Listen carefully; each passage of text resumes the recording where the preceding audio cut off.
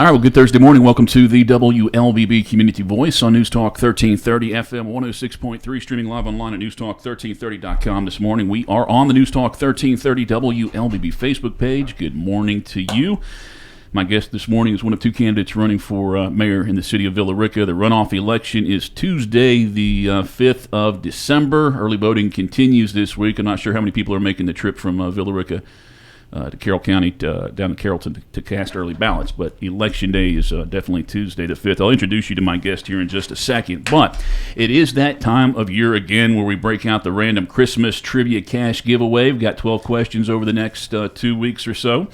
I'm going to ask you the question this morning. When you have the answer, you want to visit our website, newstalk1330.com. Click the random Christmas trivia banner. If you're watching this on Facebook, the banner looks like that on the website.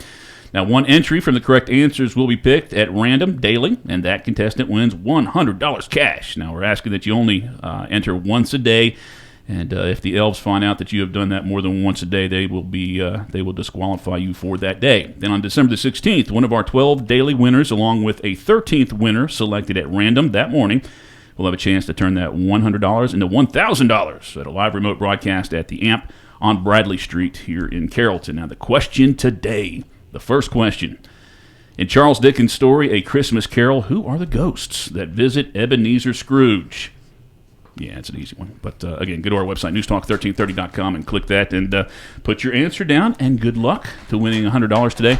I think we'll try to announce a winner tomorrow. Oh, yeah, great. We got a guy here. All right, well, the answer is probably pretty easy, too. But anyway, all right. Website, newstalk1330.com, blah, blah, blah. Take care of that. We'll have another question on tomorrow morning's show, so hope you'll tune in for that if you don't win today. Now, Villa Rica mayoral candidate Leslie McPherson. She was a little less than 100 votes shy of actually collecting enough votes in that four-person race back in November to avoid a runoff, but in the end, she collected almost 46% of the approximately 1,500 total votes cast.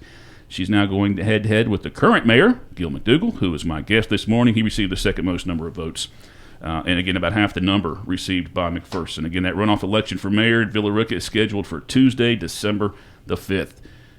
Gil, good morning. Good morning. It just, you want to scoot up a little bit. Okay. And I was telling you, I look forward to Thursday of next week when this is done, and I think a lot of people feel that way. But I think absolutely everybody's ready for this to be over. Because it's a terrible time to do it, too, around the holidays. Around the holidays, yeah. Sure. It's a pretty contentious race as it's turned into. Sure, at this point. How do you feel about that overall? I mean, that it's come to this where... It's regrettable. I mean, I'm disappointed. I have been disappointed for a while. It was unexpected. I thought that we would be certainly defending some of the growth that is going on. And keep in mind that we had 4 candidates to start with. So 2 of those candidates had not been part of the growth, had not been really part of the decision making, although one of them had been on the planning and zoning board. But what really happened, I think, is that there was a lot of concern about apartments and rentals, and that drove 2 folks into the race that was very concerned about those. Those 2 candidates ended up, creating a real split. The no apartments, no rentals vote sort of went that way, and then what was left was really 2 candidates, Leslie and myself, who had been involved in all of the decision making for the last 6-7 years. She about 10 years, but me 6 or 7 years. And so it was interesting to me that when we got right down to the end, the question really was not so much about the growth and the rentals and the apartments, because like you said, she picked up 45.5% or so. I got 23%. I split that mostly with the other two candidates, in my view. It was surprising, but it wasn't. It was surprising that she had gotten that large of a number, because we thought the concern was the growth. Well, it can't be that. She has not voted no on a single apartment complex. So I thought that's interesting, because the mayor doesn't even vote. Mm-hmm. But she has been a voter for the last 6 or 7 years, and she's playing it as though she's an outsider, as though she has no idea what's been going on. And that was disappointing along with a host of other things. But that was disappointing because it was an untrue narrative. Certainly it was untrue. And it does feel like there will be some changes next year in the city. I mean, I'm uncomfortable with the way I feel like the city's being affected at this point with this race, but we'll just have to wait and see. Now, it is a runoff election for next now. And if I asked you this last year, you might have a different answer than if I asked you this today. Would you be in favor of removing runoffs from Villa Rica voting? Because in Haralson County, they don't have runoff elections. It's in their charters. I believe maybe 50 years ago, 100 years ago, or whatever, they got a legislator to change that. I mean, if Villa Rica has that same option, would you be in favor just to do the outright race? I mean, it costs money to do runoff elections. It does. It costs the city about $50,000 to do this runoff. I don't know. I'd have to look at look at that a little more. I think I've heard this discussed before. I don't know. I'm not an expert on how these elections work, but my understanding is that there is a way to maneuver for the incumbent to actually bring enough additional candidates into the race so that they end up getting less than 50% but still win the race. Now, that wouldn't have happened in this particular case, but I think by and large that's why you have the runoff provision, is because you can actually manipulate the vote if you have enough candidates in the race. I mean, 4 is a huge number. Mm-hmm. Oh, yeah. And you got to keep in mind, when you're the incumbent and there's more candidates, I mean, what you're doing is all 3 of those folks are saying we're opposed to something that incumbent is doing. Mm-hmm. So those who are, averse to the change or averse to the growth are looking somewhere else for that direction. Time right now is 8:35. My guest this morning is Gil McDougal. He's one of 2 candidates, the remaining candidates for that in that race for mayor. If you have any questions or comments while you're watching this on the Facebook page, feel free to post those, and I will look at those during the break and share those. Now I have seen locally, it was about a decade, Carroll County Commission race. I believe it was Bill Chappell, Marty Smith, and Walt Hollingsworth at that race. And Bill, in the initial race, received the majority of the votes, however, didn't reach the 50%. And then the next 2 guys might have been like 25%, Marty Smith and Walt. But when it came to the runoff time, Marty was able to overcome. He collected all of Walt's votes. And if I'm wrong about Walt being the candidate there, I apologize, but that's just who I kind of remember it to be. But he got Walt's supporters, and he ended up beating Chappell for that chairman race. So it's not impossible for somebody who's second place in that runoff to overcome and win that race. But it is one of your priorities getting more voters out there who maybe didn't vote the first time. I mean, 13% is what those people are making the decision on who's going to be the mayor of Villa Rica. Only 13%. So I imagine part of your strategy now is to get more people out there to vote.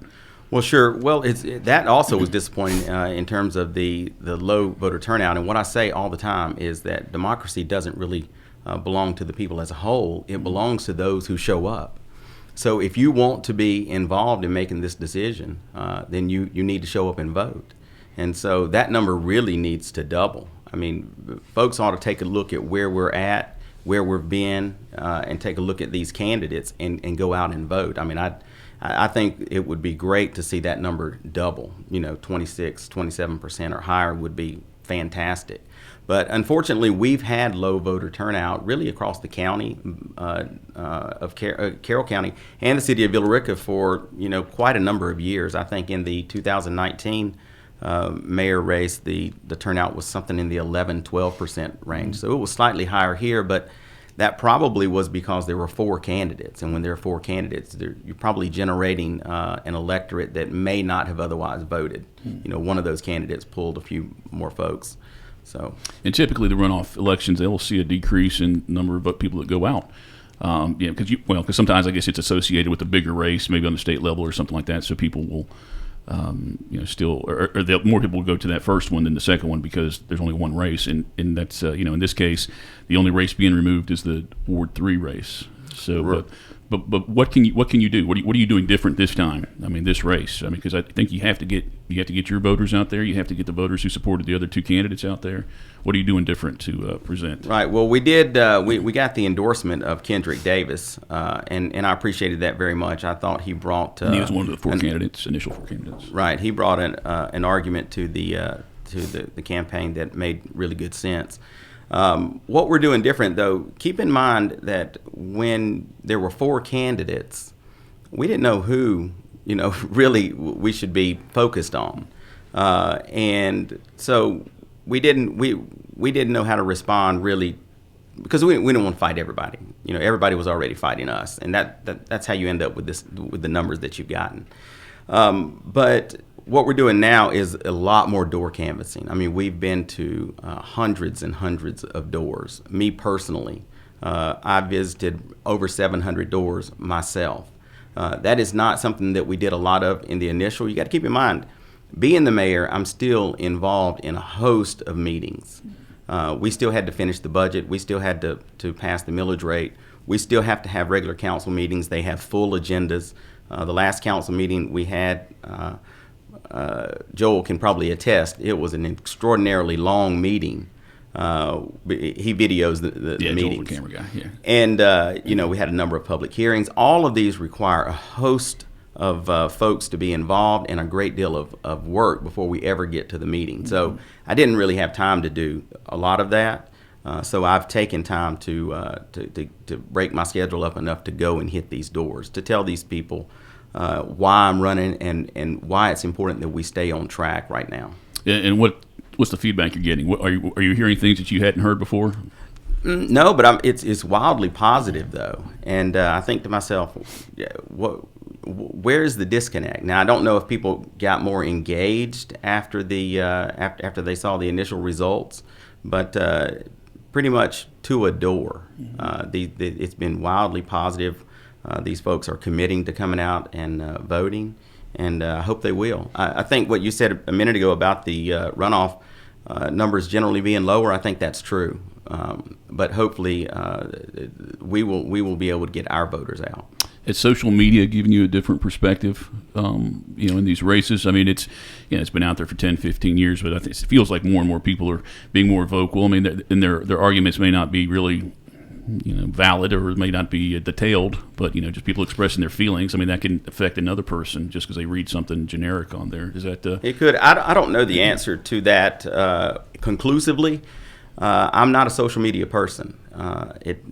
We have a Facebook for the campaign. I personally have a Facebook account, but I probably haven't posted something myself in years. Somebody else manages that, and lots of times I'll get screenshots about something that's going on, and I'll go and try to find it. I'm not good at the social media, but I'll go try to find it, and I'll read through it, and I'll say to myself, my goodness, it's the same 5 people.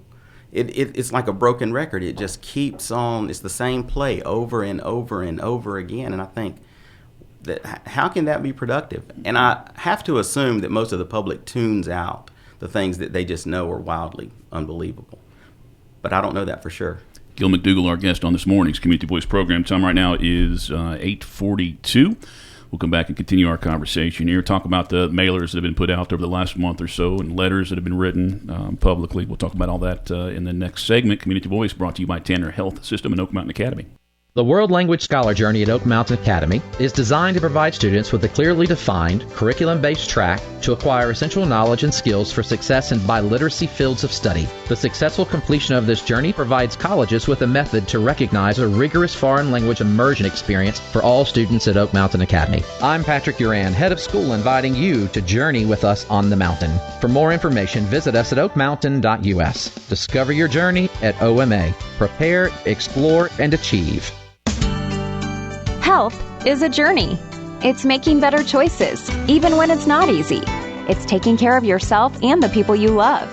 At Tanner Health System, we're there for you with every step, with primary care, heart care, cancer care, women's care, orthopedics, surgical services, and so much more. We're dedicated to helping you live and feel your best.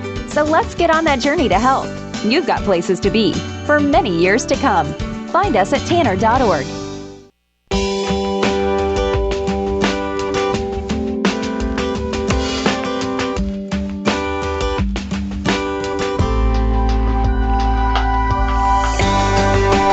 8:43. Welcome back to the WLBB Community Voice News Talk 1330 FM 106.3. My name's Colin Worthington. My guest this morning, Gil McDougal, mayor of Villa Rica, seeking another 4-year term. Election Day is Tuesday, and you can vote in 2 places in Villa Rica on Election Day, right? Just 2? No, or is it just 3? 1. Oh, just 1, okay. Well, you can vote in 2 places, but in Carroll County, you can only vote at Powell Park for Carroll County residents, and for Douglas County residents, they'll be voting at the Mirror Lake Elementary School. Okay, it'll be 7 to 7 on That's Tuesday. correct. All right, Election Day is Tuesday. Again, I can't imagine many people are making the trip. Even at the in Douglas County, are you going to drive all the way out to Douglasville to vote? I don't think, I don't see that happening too much, but some people are anxious to get that vote out early and probably have done that, but I'm sure not a lot of numbers. Before we do talk about the flyers and the brochures that have been out there, you guys announced a plan to purchase the World Changers That's correct. Church. Maybe talk about what you're going to do with that. And then, of course, it harkens back to the Butterball purchase a few years back. Can you compare the confidence that this is a good purchase compared to that Butterball? Well, let's keep in mind, I wasn't on the council Right. when they made the decision to purchase Butterballs. I didn't know the backstory. I didn't know any of the underlying information that they had before they made that purchase. Ultimately, that turned out not to be a good purchase. But World Changers is different. We spent months in due diligence having that property inspected, looking at all of the concerns that it had. And there are concerns. There is going to be a cost associated with the improvements and repairs to that facility. And keep in mind, it's 3 structures and a parking lot. We're going to spend probably in the neighborhood of $600,000 in repairs to make all 3 of those buildings usable. You have the chapel, which will probably become something associated with the DDA, where they would probably, lease the building, not lease it out, but rent it, because a lot of our facilities are for rent. We rent the Mill Amphitheater, we rent Powell Park, and other facilities all around the city. So that would probably become a rental venue. So no chance of becoming city council? It's not conducive for that. It's not conducive for that.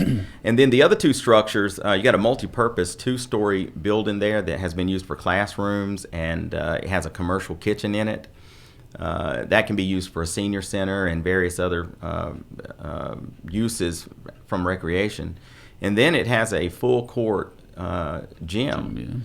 That can be used for full court basketball, but you could also convert that to 6 pickleball courts in there, and that is a use that's being talked about. Overall, you end up with about 26,000 square feet of heated, usable space, and then the additional parking that the city will own downtown, That's which key, is that really is the key to why we even got involved in it.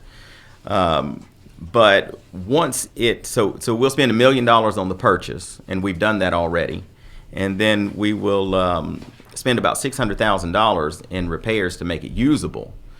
And when we've done that, the estimated value will be somewhere in the $5 to $6 million range. So that's a $1.6 million investment.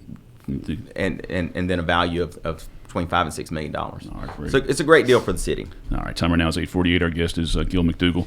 Before we do take our second break, this there's an open letter put out yesterday that was written by the city manager of Villa Rica, and we'll touch on that. Did you encourage him to write this letter? Oh my goodness, no! I had no idea that letter existed. Okay. In fact, that letter is dated November the 21st. Yeah. And when I saw that, I went and had a conversation with him, and then I made a phone call to my son's, one of his friends lives in that neighborhood, mm-hmm. and I talked with their parents, and they relayed to me the exact story that he lays out in that letter, and I was stunned. I thought to myself, I knew that there was these, this misinformation, lies, whatever you want to call it, going, but I had no idea that anybody would use the city manager's name as credibility to those lies. So I just see that there is no end here to what will be done to try to win. And I guess I probably should read and touch on those points that you made, but my concern is I go back a decade ago. The city of Carrollton, city manager Casey Coleman had publicly supported a candidate for mayor. To put that out. As you think about city employees and things like that, they could be intimidated, their vote, encouraged to be changed. I mean, is that ethical for this to be out there? Is it legal even? Well, I'm certain that there's no legal issues with it. Look, he's been the city manager for nearly 7 years now. Been through 3 or 4 elections. Never said a word in any election. This is not who he is. But I think given the circumstances here and the use of his name, it probably, made a difference in how he saw it. No, I didn't know. I had no idea about that. And apparently it's been out there much longer than... since November. Yeah. And for the record, I like Tom. I mean, I like the way he handles himself, and I enjoy his long-winded speeches during meetings, too. Well, he's quite deliberative. Yeah. I mean, he's been doing city management for 30-something years. It's stunning. This is a step that I really would have never seen coming. Okay, again, this is dated November 21st. It was sent out to Augusta Woods residents from Tom Barber. It says, I was informed on Friday that mayoral candidate McPherson was making false statements while going door to door in your neighborhood. Not only was she repeating unsupported allegations from her campaign flyer, but she was also telling people that even the city manager agrees with her, and that's in quotations. Nothing could be further from the truth, he says. In fact, I've made it clear that Mrs. McPherson, if she wins next month's runoff, I will have to look for a job. I simply have no interest in working with someone who lies their way into office and who will be ineffective due to the many damaged relationships she has created among our staff and elected officials. While I regret that she has resorted to a negative campaign, I sincerely hope that you will take time to vote on December the 5th. We've built a very good team here in Villa Rica, and we would love to have the opportunity to complete the many projects currently underway. Puts his phone number there. People could call him if they wanted to question anything about that or make any comments to him. That is a concern. I mean, if people are going to, mass exodus, if a certain candidate, that should be, if people are concerned about that, that should be something that would be alarming and encourage them to vote a different way. Well, I'll tell you a quick story.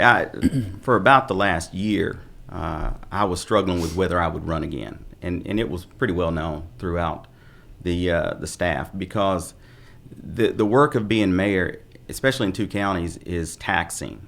And so I didn't think I'd even run again. And I had been saying that I likely would not run again. And it really wasn't until McPherson made this announcement a couple of weeks before qualifying from her council seat that she would be running for mayor that I got this incredible push from elected officials, from our own council, from staff, that you have to run. And I made some phone calls to see if anybody else was interested in running, and nobody else seemed interested. And I didn't know Kendrick Davis, but I thought Mac had some interest before, and nobody seemed to be interested. So once I made the decision to do it, and folks gave money to our campaign, I was committed to it. But I knew there were problems, and I knew that immediately when staff knew that I was considering not running, and here she was going to run, that there would be problems, and that folks immediately started looking for jobs. Well, in the interim, before I made the decision to go ahead and run, they got job offers, and they're gone. And I know that's exactly what will happen here. Now, to some people, they think that's good. Well, some people think, absolutely, clean they do, because it doesn't matter. Burn the place down. They don't have to deal with it. But we all will pay a price for that. There's no question about it. You listen to other elected officials. She is so divisive and so difficult to work with that I don't see how anything functions. Nothing at the staff level will function. Nothing at the council level will function. It really is shocking that she would even take this step. Let me tell you why. When you're on the council, you have a vote. So when you're a council member, you have the ability to pass or deny any item before the city if you can just get 2 council members to go with you. The mayor doesn't have that option. The mayor has no power. If the mayor wants to pass something, he must get 3 votes from these council members beside it. 3 to get it done. She couldn't get 2 as a council member. How is she going to get 3 as a mayor? It's math. Time right now is 8:54. My guest this morning, Villa Rica Mayor Gil McDougal. We'll come back with about 5 minutes, and I'll pretty much just offer the 5 minutes up to you. Anything you want to touch on, just free reign for that last 5 minutes. Unless somebody's got questions or comments they posted to Facebook, I'll take a look there. Come back with about 5 minutes. Community Voice brought to you by Tanner Health System and Oak Mountain Academy. The Entrepreneur Scholar Journey at Oak Mountain Academy is designed to provide students with a clearly defined curriculum-based track to acquire essential knowledge and skills for success in business and leadership. Critical areas include identifying entrepreneurial characteristics, selecting a value position, and business model development. I'm Patrick Uran, head of school, inviting you to journey with us on the mountain. For more information, visit us at oakmountain.us. Discover your journey at OMA. Prepare, explore, and achieve. Health is a journey. It's making better choices, even when it's not easy. It's taking care of yourself and the people you love. At Tanner Health System, we're there for you with every step, with primary care, heart care, cancer care, women's care, orthopedics, surgical services, and so much more.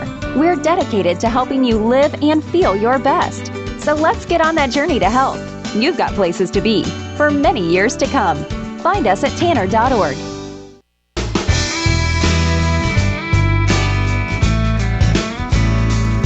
$8:55. Welcome back to the WLBB Community Voice, News Talk 1330 FM 106.3, streaming live on the News Talk 1330 WLBB Facebook page this morning. So if you tuned in late, you can go back and watch and listen to the entire program after this conclusion of this show today. And you can listen to it anytime you want to for the next whole week.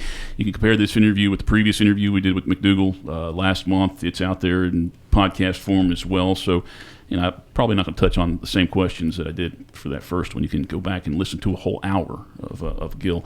Also, Leslie McPherson will be our guest on Monday's Community Voice program, the day before Election Day. So I hope you'll tune in for that show as well.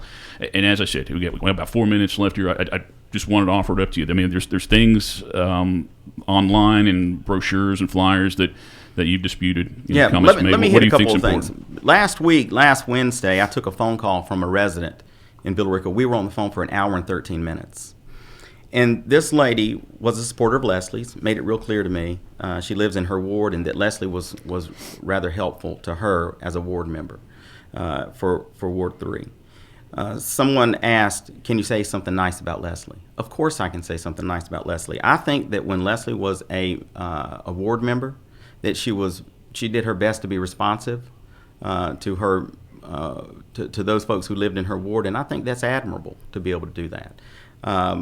I don't know how much she was able to accomplish in those responses, but I think it's admirable that she worked really hard over there. But some other things I want to hit on over there.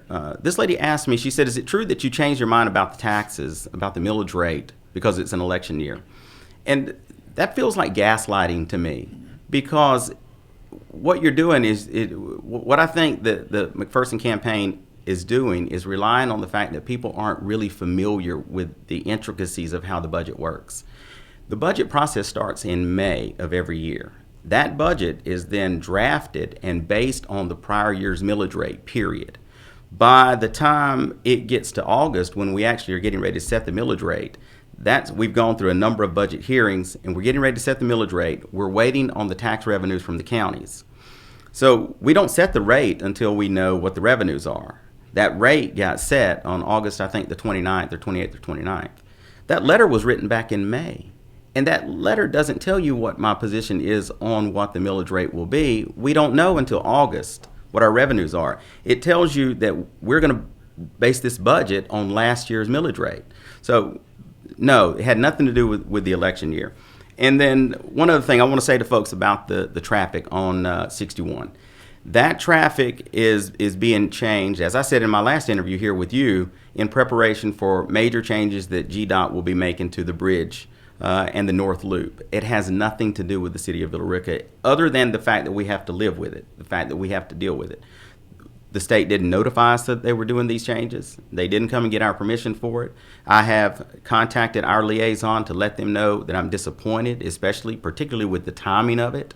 But that is of no concern to them. They are going to move forward with these projects because these projects are years in the planning, and all of the money has already been allocated for it. They're going to move forward with those projects, irrespective of what I think or any other mayor thinks. All right, Gil, hopefully if anybody else posts any comments or questions on there, I hope you'll take a look at them later on today Absolutely. and answer those. All right, thank you for coming out this morning. Good luck. Again, Election Day is Tuesday in the city of Villa Rica for Villa Rica's mayor.